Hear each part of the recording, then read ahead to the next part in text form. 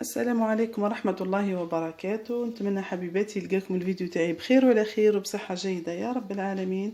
اليوم حبيباتي راح نحضروا مع بعضنا لاموس الجوزية بدون أي تعقيدات، بلا محرار، بلا مقادير، يعني بالميزان.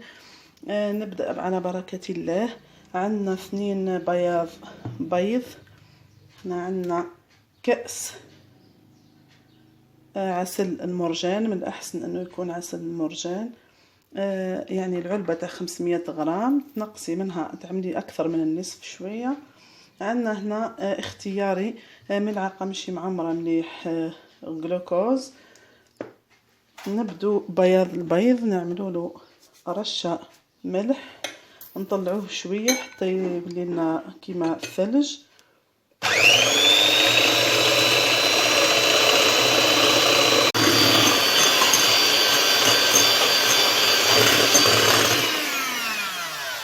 بعد ما ضربناه كيما هكا يولي زي الثلج، تقلبي الريسيبيون تاعك ما تسيحلكش.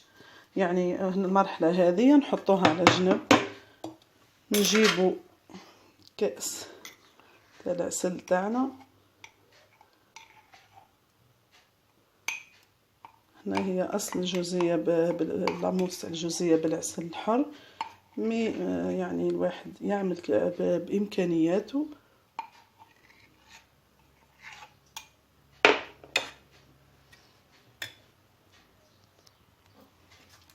هنا قلنا الجلوكوز هذا اختياري، هو يعطي القوام، يبقى القوام تاع الجوزية تاعك يتماسك رائع. تعملي هنا ملعقة ماشي معمرة مليح، نحطوه على نار متوسطة.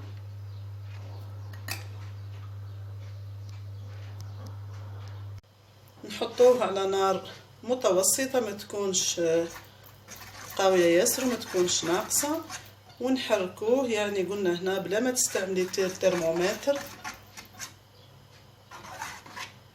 مع التحريك المستمر حتى يذوب لك الجلوكوز.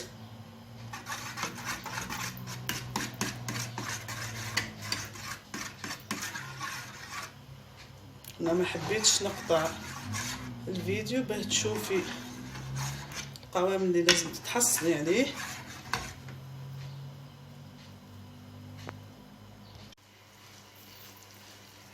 نخلوه يغلي حتى يبدا يشكل لنا فقاعات. يعني النتيجة النهائية لازم تكون عندك رغوة هنا في الوسط ويعمل لك فقاعات كبيرة.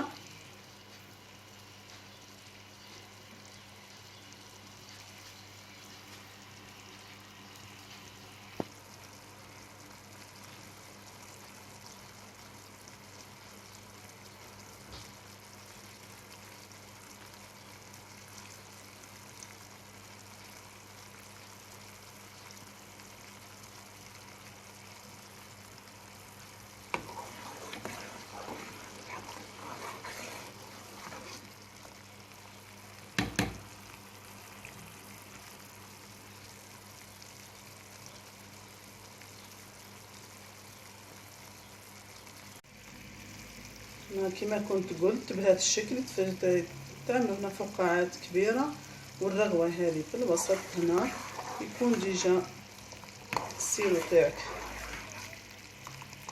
كمل. نزيدو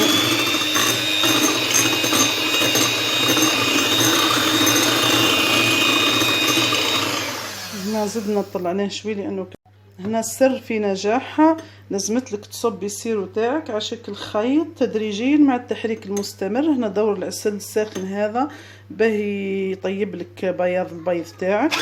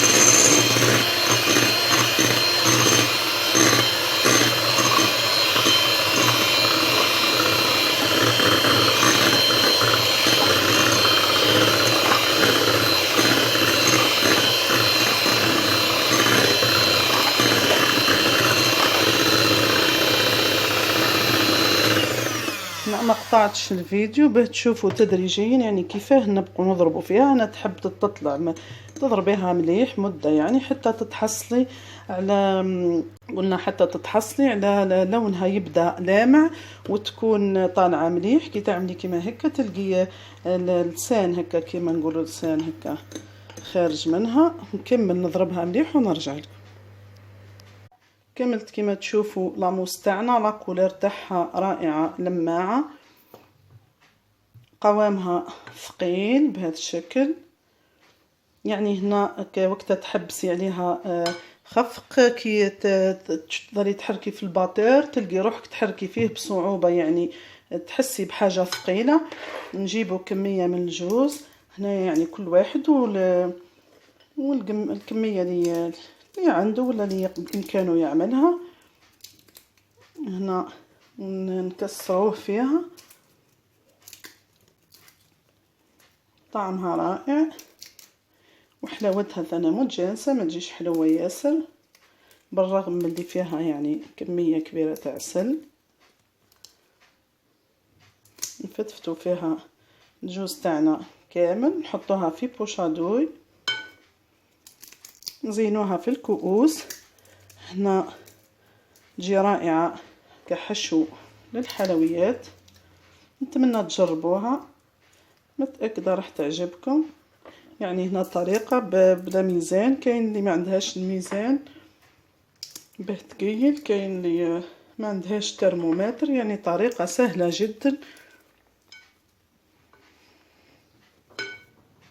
جيبي هنا الكؤوس تاعك. هنا اذا عندك تحطي فيه بوشادوي، اذا عندك لي دو الواسعين الكبار تعملي فيهم. اذا ما عندكش هنا نحيط لا دوي انا لانه الحبيبات، ولا تعملي حسابك تكون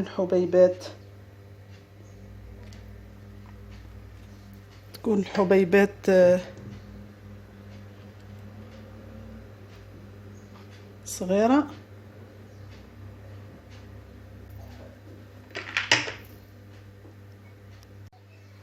نزينو هنا بحبة جوز.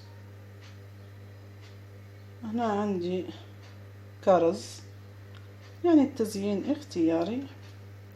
شهية طيبة لينا وليكم، والسلام عليكم ورحمة الله وبركاته.